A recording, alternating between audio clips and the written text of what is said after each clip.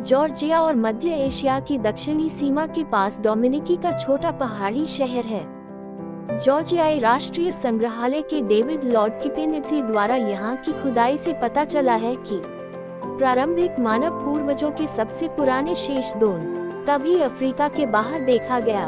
वर्ष 2000 में साइट पर काम करने वाले क्षेत्र के वैज्ञानिकों ने एक बड़े जबड़े की हड्डी के जीवाश्म का खुलासा किया, जो 8 लाख साल पहले का है। 5 साल बाद 2005 में टीम ने जबड़े से जुड़ी बड़ी खोपड़ी का सावधानीपूर्वक पता लगाया। साथ में जीवाश्म उस समय जीवित किसी प्रारंभिक मानव पूर्वज की अब तक की सबसे पूर्ण खोपड़ी बनाते हैं। खोपड़ी अपने आप में शानदार है, लेकिन जीवाश्मों के निहितार्थों ने वैज्ञानिक समुदाय को झकझोर कर रख दिया है।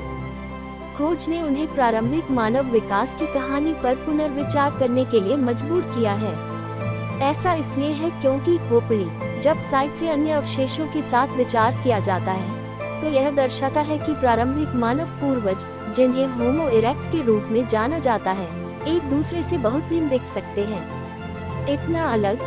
वास्तव में अफ्रीका में मानव पूर्वजों की विभिन्न प्रजातियों से आने वाले जीवाश्म, जैसे होमो हैबिलिस और होमो रोडोफेंस, अलग अलग प्रजातियां नहीं हो सकते हैं। इसके बजाय वैज्ञानिकों का मानना कि सभी या कम से कम इनमें से अधिकांश जीव होमो इरेक्टस के एक विकसित वंश के हैं। इस खोज ने प्रारंभिक मानव विकास की हमारी मूलभूत समझ को चुनौती दी है, लेकिन यह पहली बार है जब होमो इरेक्टस के अवशेष वहां मिले हैं।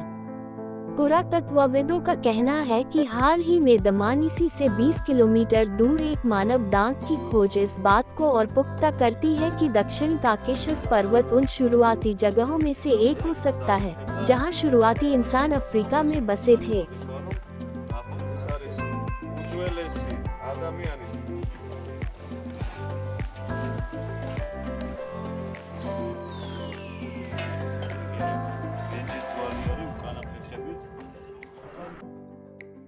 जॉर्जिया के पुरातत्व और प्रागैतिहासिक काल के राष्ट्रीय अनुसंधान केंद्र ने बताया है कि राजधानी तिब्लिसी से लगभग 100 किलोमीटर दक्षिण पश्चिम में उरोजमानी गांव के पास एक प्राचीन दांत की खोज की गई है।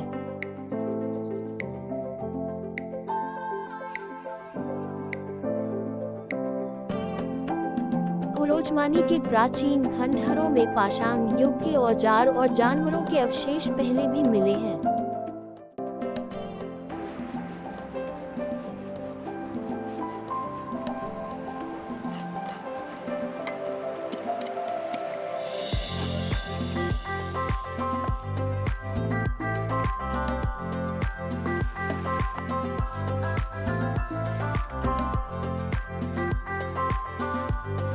उरोजमानी गांव दमानिसी शहर के पास है, जहां 1990 के दशक के अंत और 2000 के दशक की शुरुआत में 18 लाख साल पुरानी इंसानी खोपड़ी मिली थी।